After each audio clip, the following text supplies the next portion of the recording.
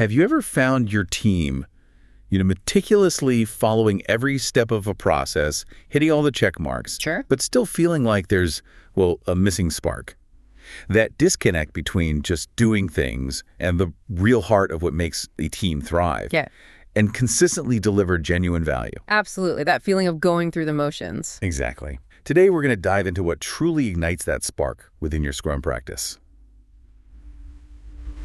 Welcome back to another deep dive in the Implementing Scrum Unscripted by Michael Vizdo's series.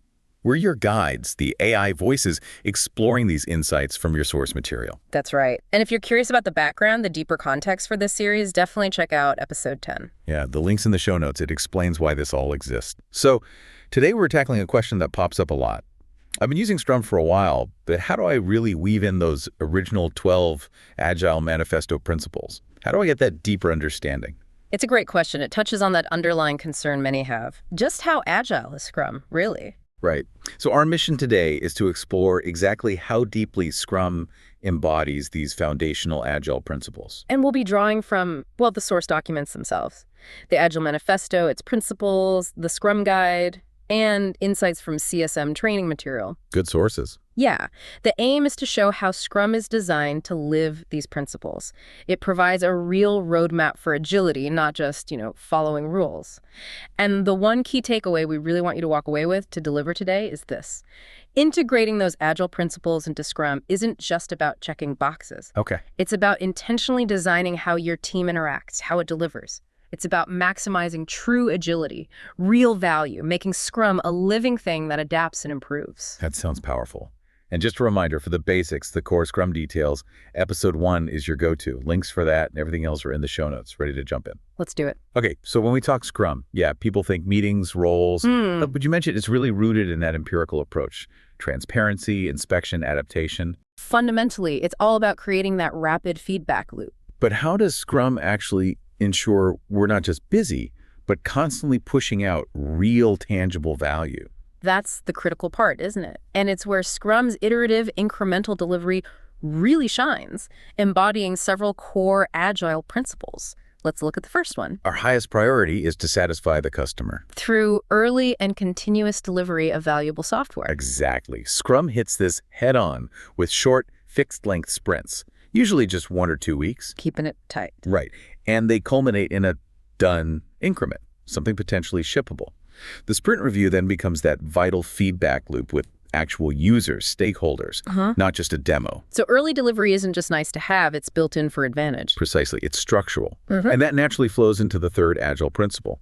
Deliver working software frequently. Preference to the shorter timescale. Weeks, not months. Exactly. Scrum's time box sprints enforce this rhythm. You're delivering small, usable pieces. But here's a nuance often missed. Working should really mean releasable. Some teams deliver stuff that works, but needs a ton of extra steps to actually get to the customer. That kind of undermines the principle's intent, Okay. Releasable, not just functional. That makes sense. And that focus on tangible, releasable stuff connects directly to the 7th principle. Working software is the primary measure of progress. Right, not just reports or charts. Exactly. The Scrum Guide is clear. A done increment must be usable, potentially shippable. That's the undeniable proof.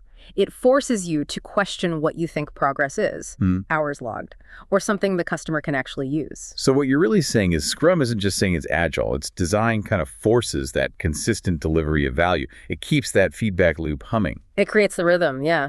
Proactive rhythm. Okay, that delivery drumbeat makes sense. But let's shift to the people side. Scrum isn't just process, right? It's meant to foster these dynamic environments, putting people first. How do we see the manifesto's human-centric principles playing out? Well, looking at the bigger picture, Scrum inherently values individuals and interactions, and it's built to embrace change, not fight it.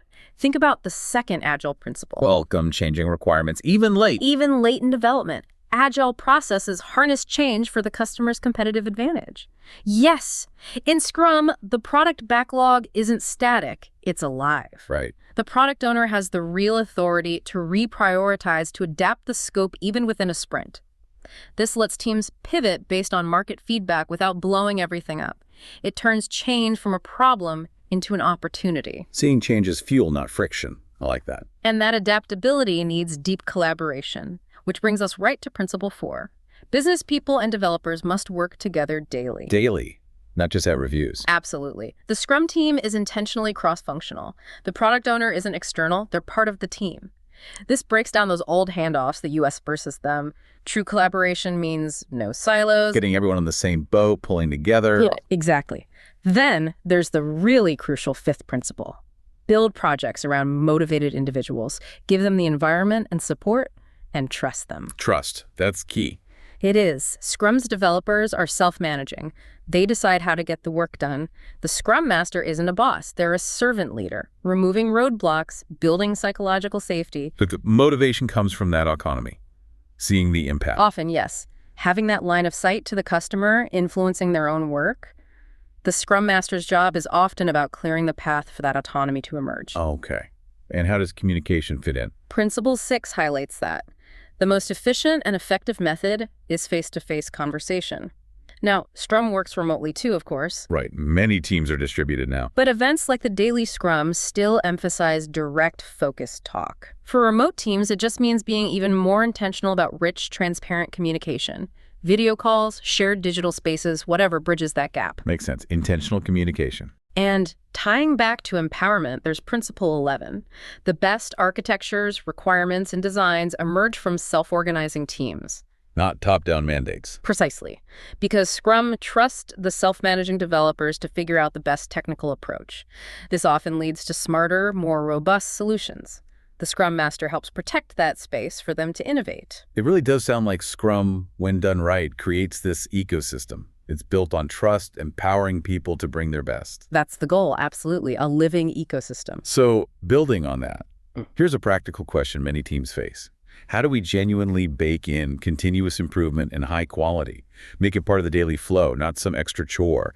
And how does simplicity help? Right, because it can feel like extra work. But Scrum actually has built-in ways to promote sustained quality and learning. Principle 8 is key here.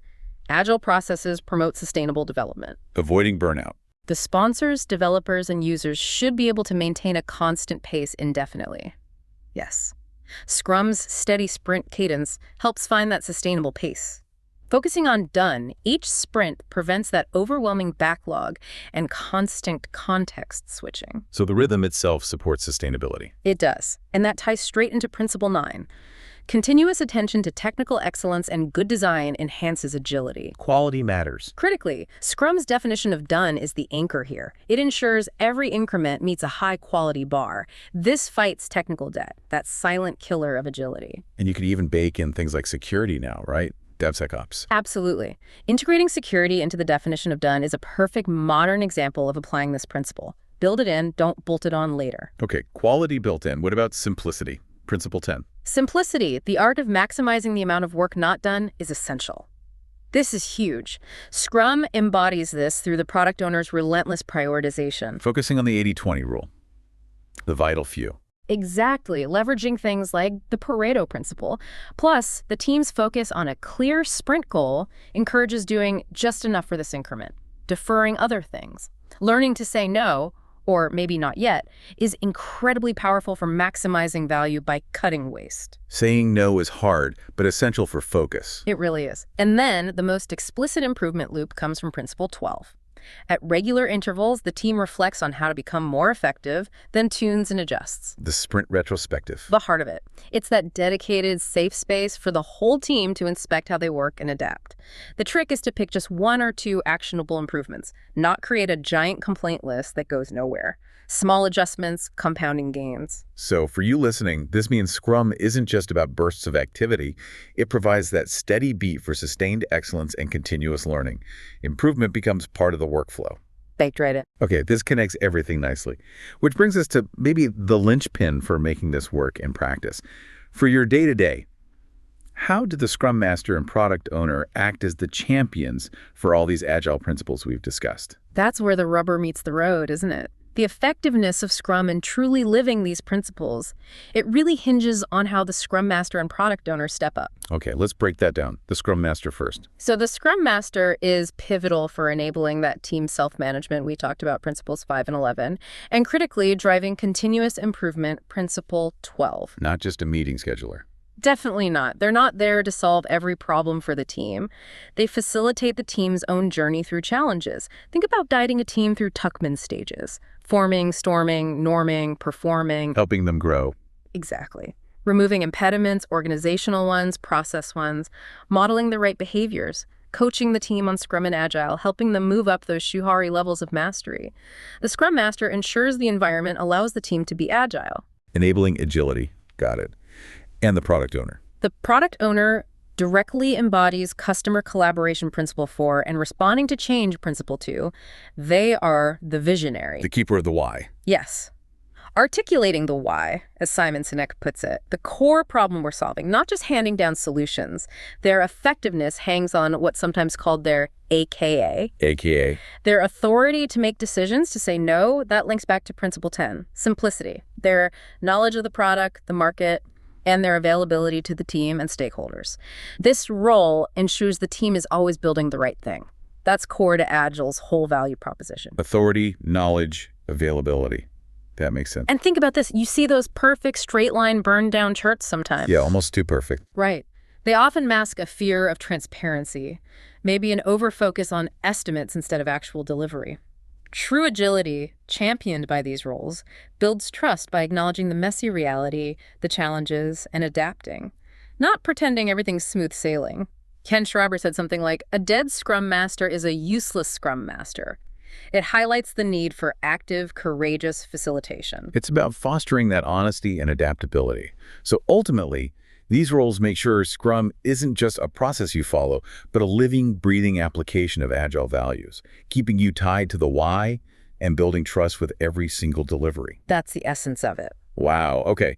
We've really covered some ground today. We looked at how Scrum's empirical process drives real value delivery. Right, that continuous flow. How it fosters collaboration and empowers individuals, putting people first. The human element. And how it bakes in continuous improvement, quality, and that essential simplicity. Sustaining excellence. And we just wrapped up with how the Scrum Master and Product Owner are really the champions, bringing those Agile Manifesto principles to life day to day. And just to circle back to our core takeaway, remember, intentionally weaving those Agile principles into your Scrum practice. It's not just about following the Scrum Guide rules. It's more than that. It's about consciously designing your team's approach, designing for maximum agility, for real value, creating that living framework that learns, adapts, and genuinely gets better over time. Not just faster, but better. Excellent. So here's your one actionable item to deliver this week. Pick one Agile principle, just one, that really resonated with you from our chat today. Something that sparked an idea. Exactly. And then actively look for one small, concrete way to lean into it more within your current Scrum setup. Even a tiny adjustment can ripple outwards, making a real difference. And hey, we'd genuinely love to hear what you choose. Share your actionable takeaway in the comments below. Think of us as your accountability partners. We want to help you get it done. Yeah, share your commitment. And don't forget, for digging deeper links to the Agile Manifesto, the Scrum Guide, more from Michael Vizdos, it's all waiting for you in this show notes. Check those out. Thank you so much for listening to this episode of Implementing Scrum Unscripted. Now, as always, YouTube thinks it knows you pretty well. It's recommending a specific deep dive just for you that you should listen to next. You'll also see my next episode in this series pop up. So please, select one of those two choices on your screen right now. Keep learning, keep exploring, implementing Scrum with content tailored just for you. Focus. #deliver.